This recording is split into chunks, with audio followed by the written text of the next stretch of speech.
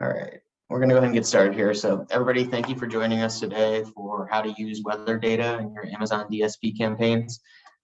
There's two of us here, as you can see, and it is myself from the Pacvue side, and I'm joined by Steve Root, the Senior VP of Strategic Initiatives at AccuWeather, or as I like to call him, the Weather Wizard. I have not gotten confirmation that he likes that nickname, but I'm going to keep pushing forward with it. So for today, we have two presentations you'll be seeing. First off, I'm going to kick it over to Steve to run through the types of weather data, some use cases, and some of the capabilities that they have. Then I'll take control again and go through a specific use case of launching a strategy on Amazon's DSP using the data provided by AccuWeather. So first off, Steve will kick us off.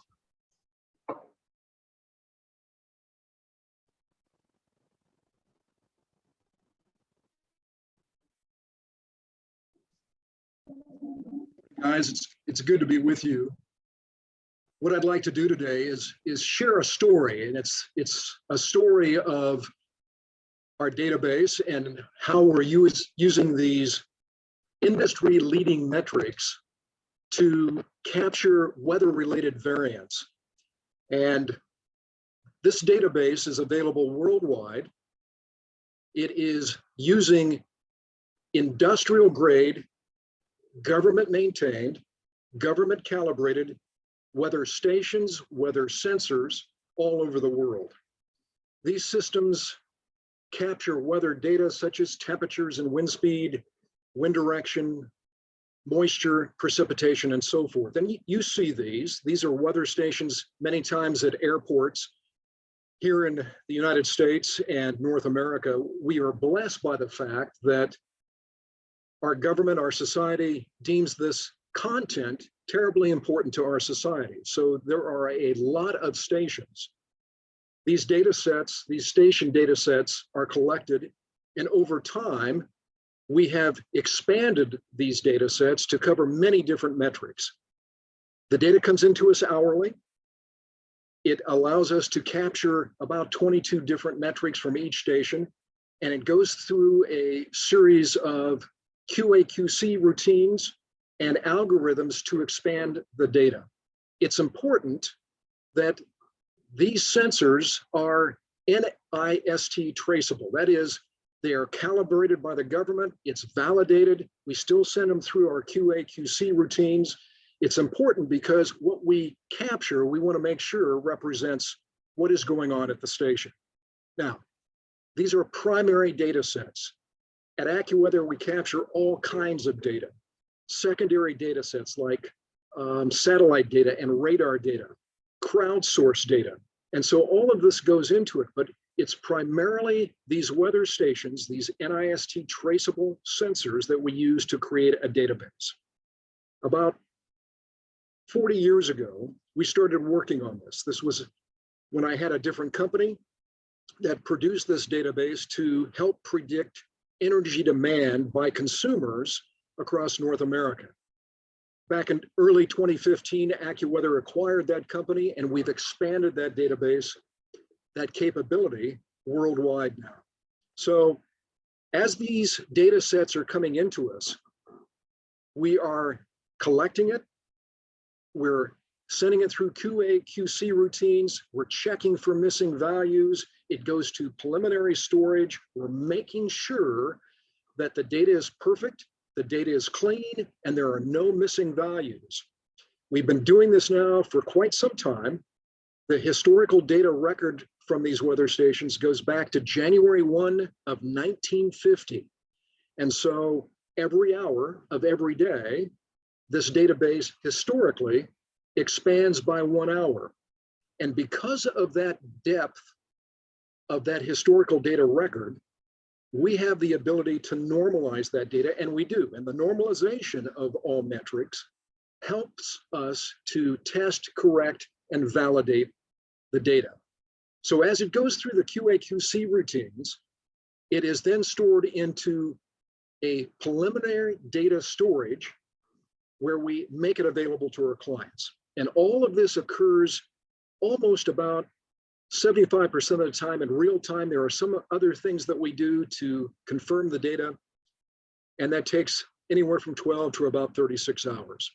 But once the data is in our database, we have the ability to confirm it. We found over time that it's important to have highly accurate, no missing data, because it's that data that is poor or missing that causes clients' AI or ML models to crash or provide poor performance or poor forecasts. So it's mandatory that this database is clean, it's ever present, there are no missing, and it's expanded into a wide range of metrics. So imagine having these weather stations collect from about 20 to 22 different metrics, and that includes temperature and moisture and clouds and wind speeds and direction.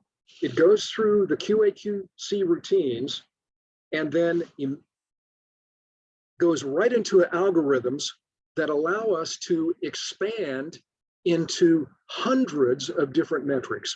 It's not just rainfall or snowfall or wind speed or cloud cover that defines how consumers react to weather. It's minutes of sunshine, it's snow on the ground, it's perhaps evaporation or irradiance or all kinds of other metrics. And so this database in real time is collected, it's expanded. There are 70 different hourly metrics and more than 350 calendar day metrics.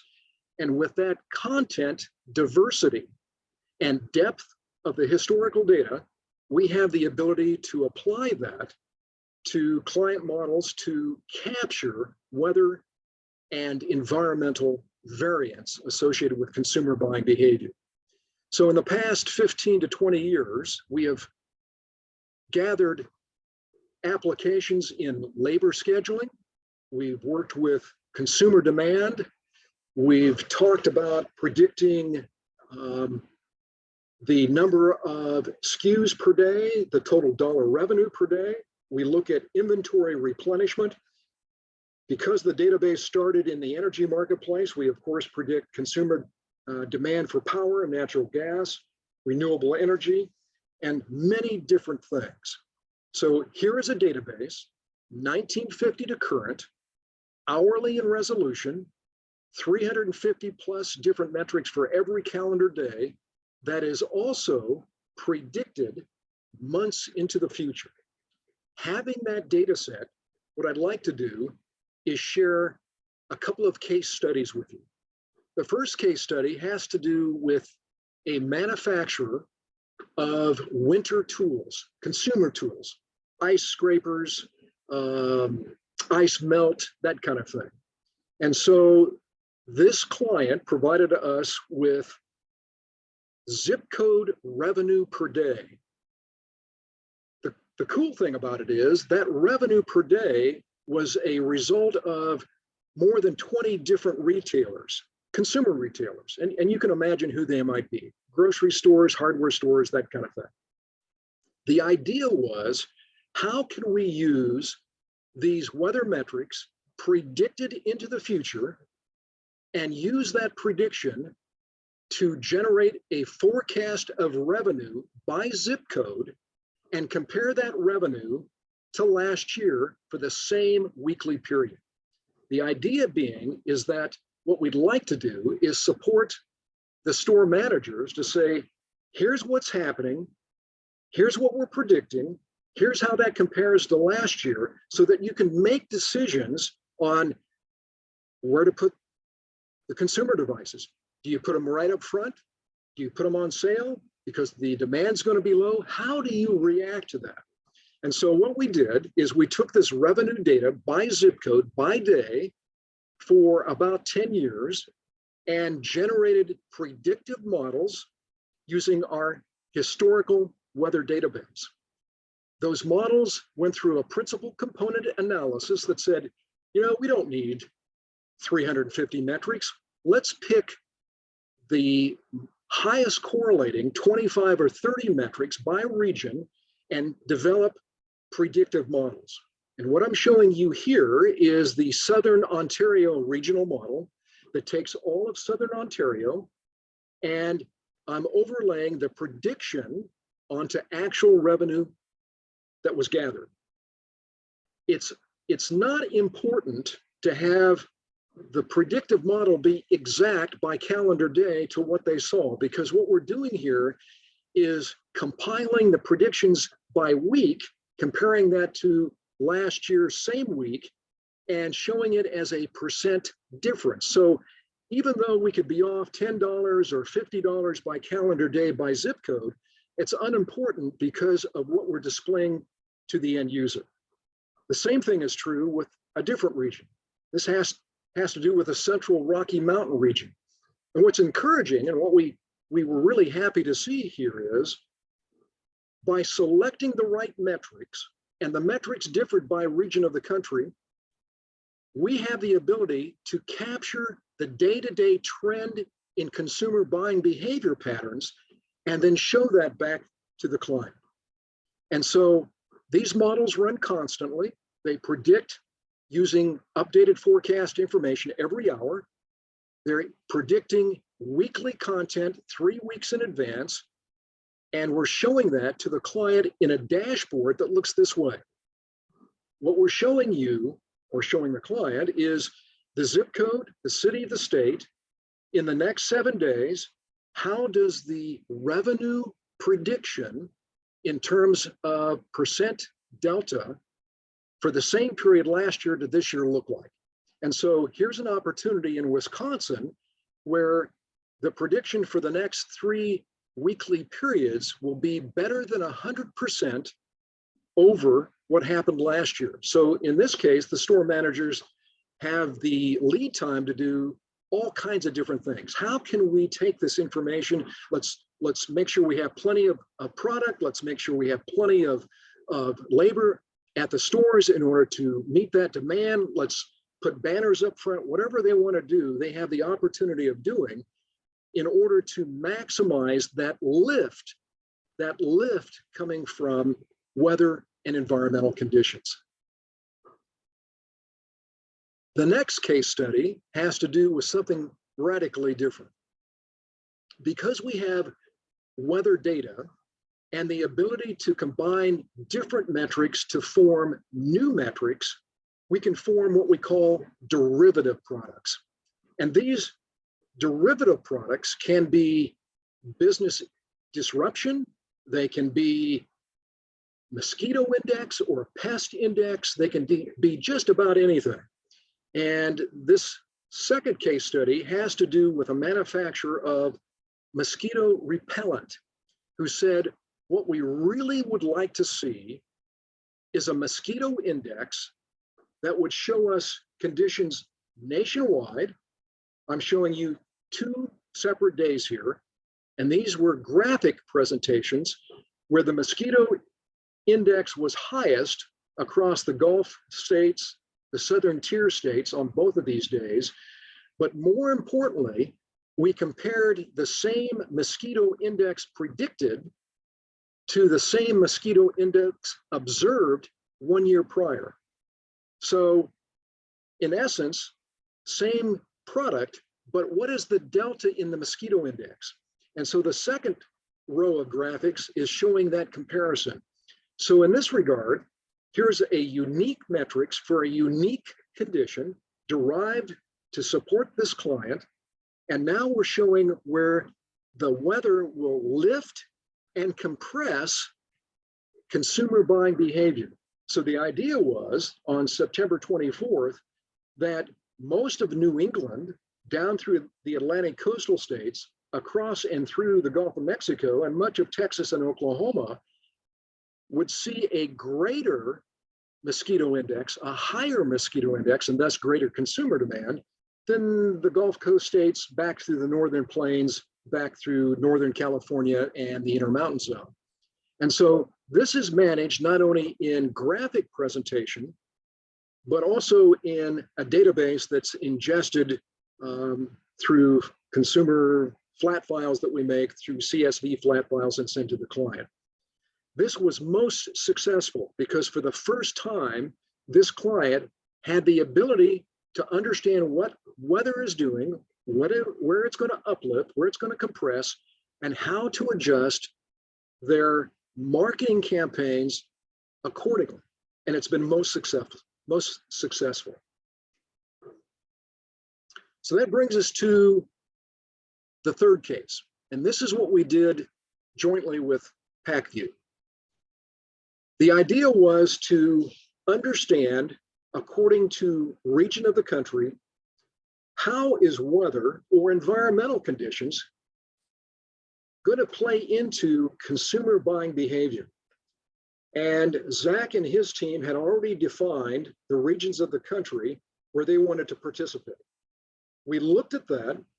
We decided to add a few more regions, but rather than use every weather station, we elected to use a distribution population derived weather station matrix for each region. And that ended up being a total of about 420 weather stations out of the 4,500 that we have across North America, specifically in the United States.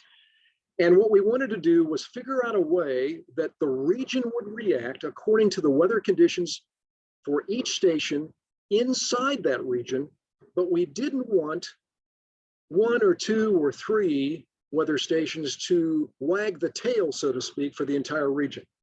So we ended up testing, and we ultimately selected a third, or 33% of the weather stations in each region must be met to meet the criteria for changes in weather demand. And so we ended up building that, and we looked at a number of 7-day periods, all predicted by week for the next 21 days. And we defined the risk, that is, how is weather going to behave in each region according to a weather impact or weather risk, from none to low, moderate, and high. So we then went and looked at a variety of metrics. This is a sampling of some of the metrics that we're using. So it's not only rain events and how much rain and what the possibility of rain is going to be, define certain classifications. So it's got to be significant in order to generate a moderate or a high impact. Things less, rain precipitation amounts less than 1.5 inches are insignificant for this process. So you can see what we're doing here. We also looked at snowfall. How much snowfall? Is there a blizzard condition going on? And we have binary metrics that describe blizzard conditions. How much ice? How much sleet? We also look at fire conditions. Are there fires in the area? Are there earthquakes in the area? Now, we're not predicting fires, but we are predicting fire danger. We're not predicting earthquakes, but we are capturing earthquakes in real time.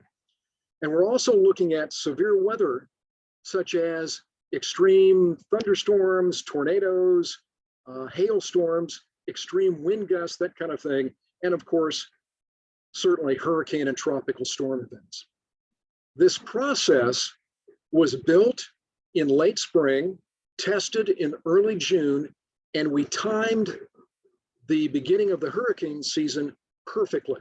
Now, as we move from the hurricane season, October now, November, into winter season, these hurricane metrics, severe weather metrics, will start to take and play less a role of this total weather impact, and the snow and the cold and the wind and so forth will take a greater precedent. So all of these come together. We're generating the data every hour. We're providing a product to Pacvue every hour. And so let me show you what that looks like. The output is a dashboard. It is an Excel file that's updated and presented on the dashboard. And what you see here represents the output confirming the calibration factor of 33%, meaning every region must have at least 33% of the weather stations confirming the same thing, the same weather element in order for the region to go from none to low to moderate to high. And what I'm showing on the right side of the graphic has to do with Tropical Storm Fred and Tropical Depression Grace. And what you see are the projected paths of these tropical events and the projection moving into certain regions of the country, and how we highlighted the risk of weather impacts by region based upon those events. Now, there were other items that were contributing to the high, but it was most significant for the tropical storm events. And you can see those in week 1, and yet, because we knew that the storms were going to be gone or have dissipated by week 2, we're defaulting back to high fire danger and the heat that was present in August across Texas and the South Plains and much of the desert Southwest. Another example of the same output looks like this. And this was Hurricane Henri that occurred in late August. And you can see that in week 1, because of the projected path of that storm, we were capturing the impact, the high weather variance across the Northeast and the Atlantic coast and so forth. And these products are the beneficiary of content that is being updated every hour. So if Pacvue had elected to make a change or change how they wanted to respond to this, they could do so every hour. And that's the neat thing about this. Once the metrics are defined, once the metrics are installed, the output, whether that be flat files as CSV, whether we push it to the client or the client pulls it from us, or we post it to a website for manual downloading, it makes no difference. We even have the ability to push the content to cloud buckets and so forth. So that's the kind of thing that we have the ability to do with unlimited content, huge depth of historical data. We can train models, we can build models, we can custom build models, and capture just about every piece of weather and environmental variance. So with that in mind, I'm going to pass it back to Zach. Thank you, Steve. Now you guys can all see why I call him the weather wizard. Steve, can you end your screen share so I can steal that? Yeah, thank you. All right.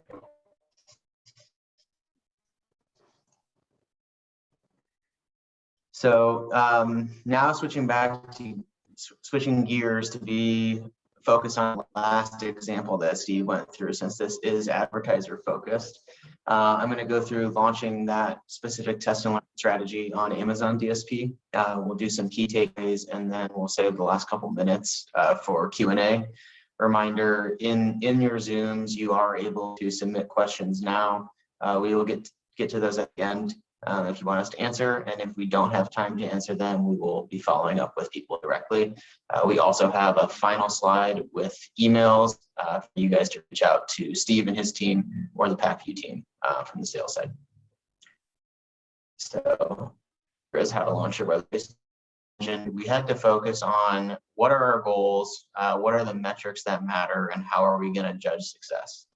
So in this case, the problem we were looking to solve is that customers in different parts of the country, based on time of year, they're experiencing different weather. They're experiencing different behavior, whether it's just temperature, whether it's extreme events, or whatever the case. A blanket audience across the entire country is not going to be as effective as targeting people in specific locales where to some degree of certainty what is top of mind for them at the time. So our goal to solve that problem was to deliver highly relevant creative to shoppers in a way that is likely to drive conversions. And in this case, it was catering to people who are shopping to prepare for natural disasters. We chose that in conjunction with a client that we were working with for as it is a key demographic for them to serve ads to. Our primary KPIs to judge success were click-through rate, basically is our ad relevant to the shop, conversion rate or ROAS, are our ads more efficient than a standard ad, and ultimately the goal is to drive point of sale lift. There is a point of sale lift for a lot of CPG brands during hurricane time period in particular, and we want to make sure that we're able to replicate that on Amazon as well. So first thing, as Steve mentioned, to build the historical map and tweak the risk model to fit our specific use case. So what we did with Steve's team is identify similar weather behavior in 10 different regions. These are not, specifically what you would be used to lumping together. For example, I'm here in Ohio, and we wouldn't necessarily think to lump it in with the Dakotas, but in terms of extreme weather behavior, those are very similar experiences for people in those states. So we lump these in based on historical behavior, and in the future we may adjust based on changes in climate, changes in risk for different areas, which is one of the awesome things about AccuWeather, is that they do have historical, current, and predictive data. So working with them will allow us to adjust our model to be more accurate going forward. So for this client, we separated into 4 key risk factors. That's snow and ice, hurricane and tornado or tropical storms, rainfall or flood, and then extreme heat or fire and earthquakes lumped in there as well. Each of those impact different regions differently, and as such, we want to make sure we're serving the correct ad to the correct person, and most importantly, at the correct time. This is an example of the heat and fire model. So we are similar across each of the types. Steve went through some of this, actually each of the next couple slides are going in more detail, but I want to show how it's relevant. So essentially what Steve had put together a list of weather stations within each of the regions, and we wanted to see the impact to that region based on a limited set of weather channels or weather stations in the area. And we kind of tweaked things back and forth a little bit. Originally, we planned to go with a 0, 1, 2, or 3. So that's no risk, low, moderate, or high. We ended up adjusting a little bit so that certain behaviors triggered a high result if there is a hurricane making landfall, for example. That was to take advantage or kind of cater to the perceived risk more so than the actual physical risk or danger to a large region. So if something is going to be in the news in the major metros, we want to make sure that people who are thinking about an upcoming hurricane are able to be served an ad that is going to help them prepare for that. They are seeing a lot about wildfires, for example, in the Northwest or in Southern California. Make sure they're seeing an ad about wildfires instead of something generic that isn't specifically suited to their needs at the time. So essentially what we wanted to do was hone things based on media interest in a particular activity. As Steve showed, this is the output that we get. We check this several times per week, and generally speaking, our team optimizes on a daily basis for our audiences on DSP as well as for performance on specific creative and all the different variables we were looking on a daily level. We look at the weather data a little bit less frequently, about 1 to 3 times per week. This depends on if there are major changes such as an upcoming storm. And we use this data to, like we said, turn things on, off, or increase our base CPM bids to be very pleasant or very present in specific regions at specific times. The other use cases other than these 4 ones that we have here for this client, just top of mind, I think there's some very clear ones like lip balm brands or some sort of lotion for cold weather changes. If there's a hot to cold switch very quickly in an area, potentially some cold medicine brands would have a great opportunity to target that region specifically. Sun or heat changes, if you're a sunscreen or aloe brand, wind or cold changes, you have cold fashion instead of short sleeves. And last, I think a lot of brands do have both cold and hot or foods. and switching between those based on what people may be more interested in down to the daily level is, I think, a great opportunity for brands to be really specific in their e-commerce advertising. Step 4 is preparing our weather-related creatives and audiences. So on the left are some just quick mocks of what you could do. Be ready if the lights go out for a flashlight brand. Be prepared for wildfires with batteries. You may need to leave your home and keep things running as you're on the move. Evacuations, make sure you're prepared with batteries. And last, there is a generator. If your power goes out, make sure you're able to keep it on. All of these obviously extremely relevant to someone who is expecting to experience it, or at least fearful of experiencing one of these high-risk events. And then on the right, we have a sample set of audiences. So this is a kind of a low to mid-funnel campaign strategy. So what are we going to target? We're going to target branded people purchased previously in the last year, but not recently, in order to kind of pull forward their demand to that time to make sure they're prepared for the event. We're targeting competitor brand purchasers who may be purchasing this type of product online, but they haven't purchased something recently. Make sure we're serving that relevantly to them. People are searching for other products that would be frequently purchased together in store. So in this case, bottled water, batteries, lighters and matches, paper and plastics for home, weather radios. People are going to be looking for all this stuff as they stock up for an event. This is a good way to build a basket on Amazon or encourage them to purchase these same products offline if they do go to store because something is more urgent. Next, probably from the Pacvue perspective, is what enables all of this to be relevant, is optimize using technology. So first off, with our tool, we're able to automate a lot of the optimizations that take a lot of time for advertisers. That is setting programmatic rules for frequency cap changes, bid boosting based on any KPI that matters to you. Whatever one you're optimizing toward, we are able to optimize based on performance on that specific KPI. And then last year, adjusting daily budgets for line items, for creatives, whatever the case is, you're able to adjust daily budgets based on performance. The second use case is that you are able to debrief much easier. Understand what's actually happening by visualizing your data, comparing across ad types, locations, sizes, by audience, across orders and line items. It is very time consuming in the Amazon UI to go in and make optimizations or even to download all of your data at a granular level. It is very easy to see it rolled up, very difficult to separate it into specific slices of data. That's an easy use case for our tool that solves that. We want to be able to understand exactly what happened and make large scale adjustments by understanding very granular performance differences. And then last is adjusting. So audience level insights across orders, across line items. We have custom tagging available so that you can kind of bucketize everything that you want, understand performance there, and make shifts as needed rather than having to click into each individual line item.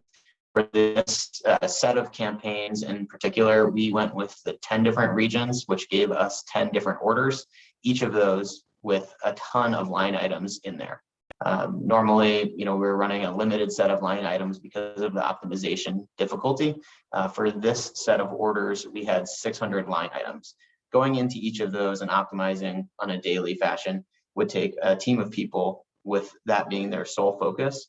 And even then, you would miss a lot because you're doing this manually. Our tool allows us to visualize that and to adjust that at a much more scalable, much more fashion, so that you focused on the strategy, not on the actual execution.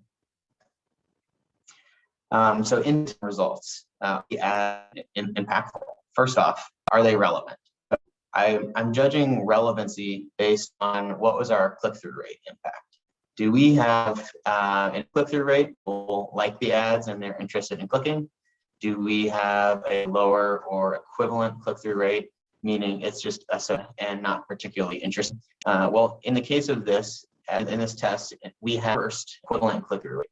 And at best, we had up to 3x the click-through rate for standard nationwide audiences. So getting hyper granular here, getting very specific in the audience and in the messaging elevated that click-through rate kind of across the board. There's a couple specific high-risk periods I want to call out here, and actually I'll take a step back. For this chart, the blue bar is retail sales for the client, and the orange line is our click-through rate. So obviously higher click-through rate on that chart is a good thing, and higher bars means that we have more sales in that specific week in that region. So the couple periods I'll call out, the blue circles, those are hurricane risk periods. So this is within 1 week of a expected landfall, a tropical storm's expected landfall, kind of where it's appearing. And in this case, I would point to week 2 and kind of into week 3 here for Texas. Week 5 and 6, there were fires in the Southwest. We had hurricanes there as well. In each of these periods, you see a really significant increase during that time period in our click-through rate, and with a dip after, normally a little bit higher before, but it's very clear when these events were taking place, we see quite a big escalation in what people are clicking through on.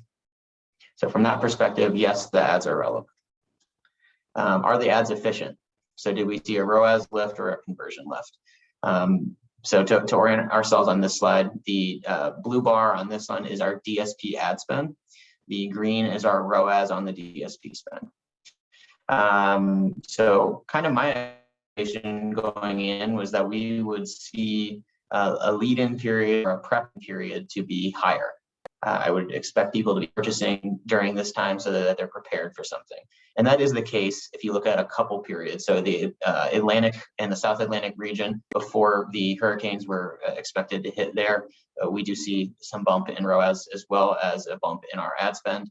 But most importantly, and kind of most impactful, is that 1 to 2 week period after. So Texas, week 4 and 5, Atlantic, week 7 and 8, South Atlantic, 7 through 9. We see really nice pops in our ROAS here, indicating that we're seeing a midterm to long-term association for the brand with preparedness for these types of events. This is a really nice benefit in addition that we're generating. Being to preparedness for this is a key, a crucial piece of the brand strategy to make sure that people associate the brand with these activities. And the last thing I have on here is a slow burn activity like ongoing wildfire threat. Absolutely, pun intended on that. It seems to be less efficient in terms of a pop, but it is pretty steady there. It's obviously something that's top of mind. We did see a nice CTR pop, but not seeing the same thing on the ROAS side. It's consistent, but not exceptional. So mixed bag here in terms of efficiency results. We do see some big wins. Some things are neutral, and a couple things we learned from the more ongoing, less time-specific threats. And last year is, are the ads effective? So do we see a sales lift? Obviously, the end goal of advertising here is, because it is a low to mid-funnel campaign, is to drive sales. So we did see some fantastic results in some regions, a little bit less so in other regions. So sales are our most important metric at the end of the day. We are trying to sell stuff. Are we driving the business forward? Are we selling things?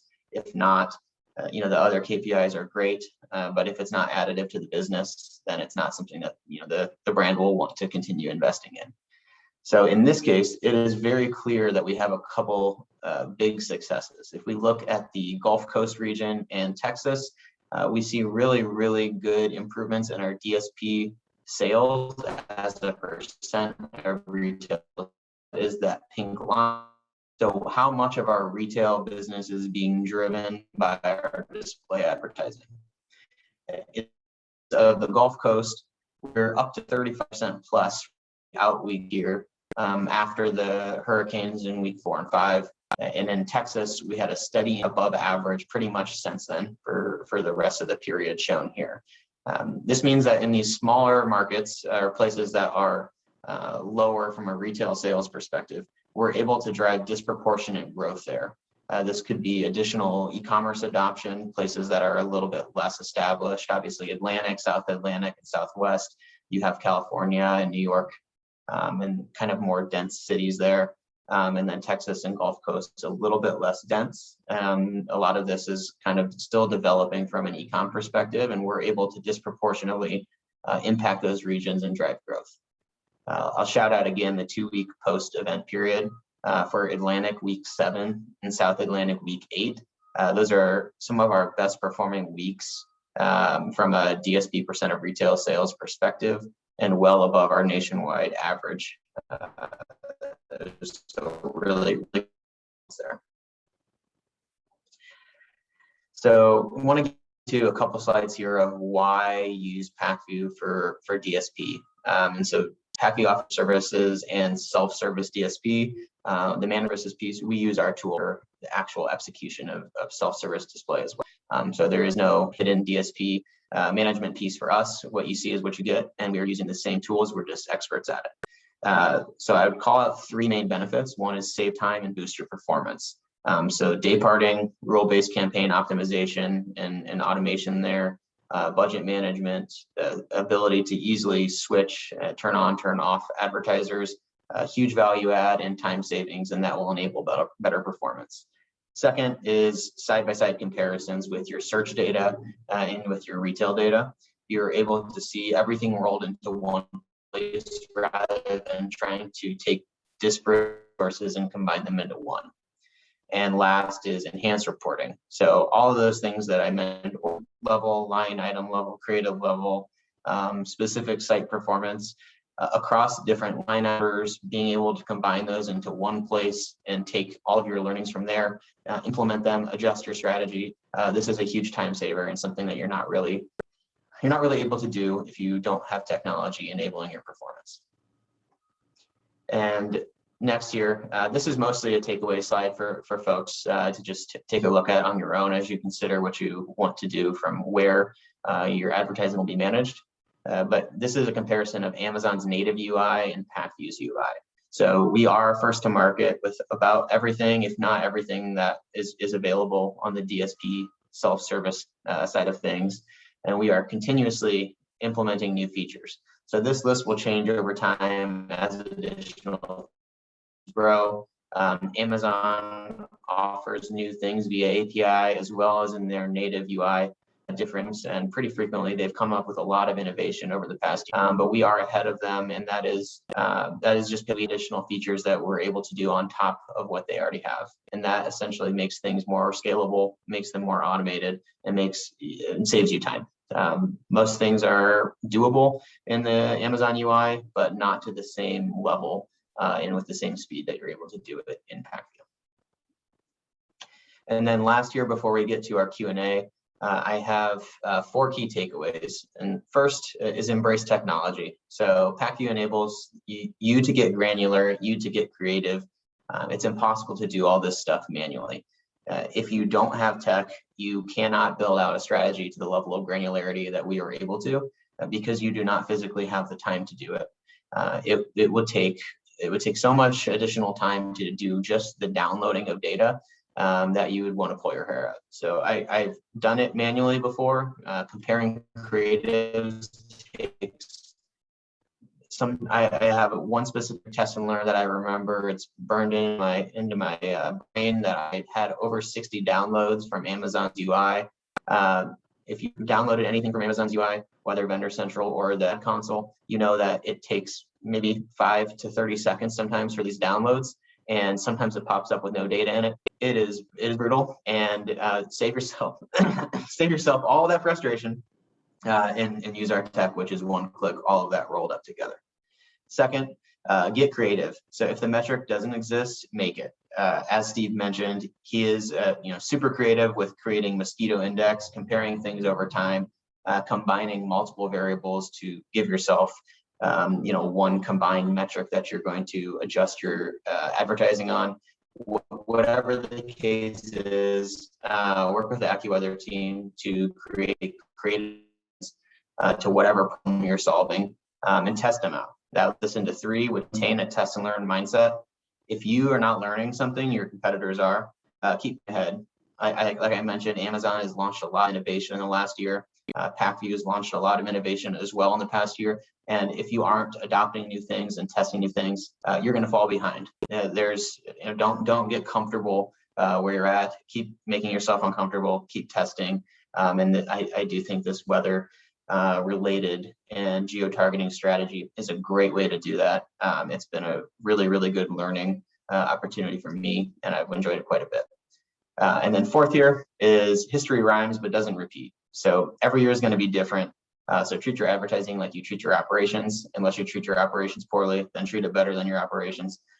You don't want to be advertising for snow plows when there is no snow. You don't want to use last weather data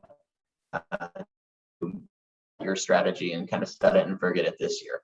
Make sure that you are optimizing based on kind of historical, but adjust for current and predicted behavior in the near future. In this case, that is exactly what Steve and AccuWeather put together for our joint client. And this has been a really great way to learn and to push that business forward without relying just on historical, but adjusting for current as well. And now we have our Q&A. I'm going to flip this to the next slide, which is our contact us information. This deck will go out after as well. Feel free to drop any questions in our Q&A or on the chat, and we'll get them here. But you can reach out to Steve or the Pacvue team at these listed emails as well. Let me take a look here. Oh, I got a message that my screen was frozen earlier, so I'm sorry if it was. And we have no questions in here, so I hope that means everyone was blown away with the capabilities on the AccuWeather side, and took a look at what we have to offer from the Pacvue tech perspective and implementing those two together. So Steve, any closing words from you? We have no questions to answer yet. No, it's amazing what we can do when you have the content, and because we have huge metric diversity, a lot of historical data, and the ability to predict those metrics and have mapped to every postal and zip code in North America, it is easy. And we know from experience that there's only two things that's going to happen. Weather's going to lift or it's going to compress. And the idea is to be on the right side as much as you can. And we think we can do that with the metric diversity and our prediction system and our content. So we're happy to be of service. I'm glad that we participated with this. I'm excited over the things that we've learned with your team, Zach, and the product and the content that we built for you is really, really exciting. Yeah, definitely. Echoing that, it's been a really, really interesting lesson learned for me. The client has been super happy with the results that we've been able to share. And this is something that I highly recommend people testing again. So thank you very much for your time, Steve. Really appreciate that. And as always, appreciate working with you. Thanks.